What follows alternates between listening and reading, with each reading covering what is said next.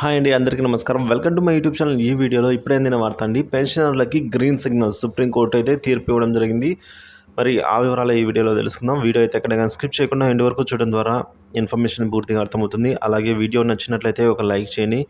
ఇక సబ్స్క్రైబ్ చేసుకున్నట్లయితే మన ఛానల్ సబ్స్క్రైబ్ చేసుకోవడం ద్వారా నేను చేసే ప్రతి ఒక్క వీడియో మీ వరకు రీచ్ అవుతుంది. ఇక వివరాలు చూసుకున్నట్లయితే ఓటింగ్ ప్రక్రియ వచ్చే నెల 3వ తేదీ నుంచి ప్రారంభించేందుకు అధికారులు సన్నాహాలు సిద్ధం చేస్తున్నారండి.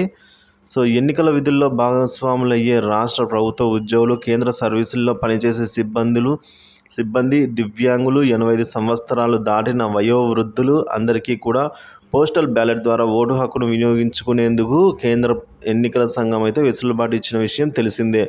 మరి ఈ అవకాశం ఎంచుకున్న దివ్యాంగులు, వయోవృద్ధులు మాత్రమే కొంతమంది తీవ్రంగా ప్రయత్నిస్తున్నారని సుప్రీంకోర్టు వివిధ హైకోర్టులకు చెందిన 21 రిటైర్డ్ న్యాయమూర్తుల సుప్రీం ప్రధాన న్యాయమూర్తి డివై చంద్రచూడ్ లేఖ రాశారండి. సో దీనిని నియంత్రించడానికి స్పష్టమైన చర్యలు తీసుకోవాలని అయితే విన్నవించారు.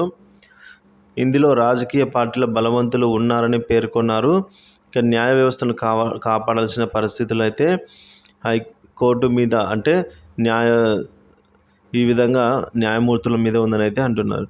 సో ఏవైతే దివ్యాంగులు మరియు వయోవృద్ధులు ఉన్నారో సో వారి మీద ప్రభావితం చూపించే అంశాలు ఏవైనా ఉన్నా సరే వాటి మీద వెంటనే తగు చర్యలు తీసుకోవాలని అయితే ఈ విధంగా సుప్రీంకోర్టు విడుదల చేసిన తీర్పు అయితే ఇవ్వడం జరిగింది.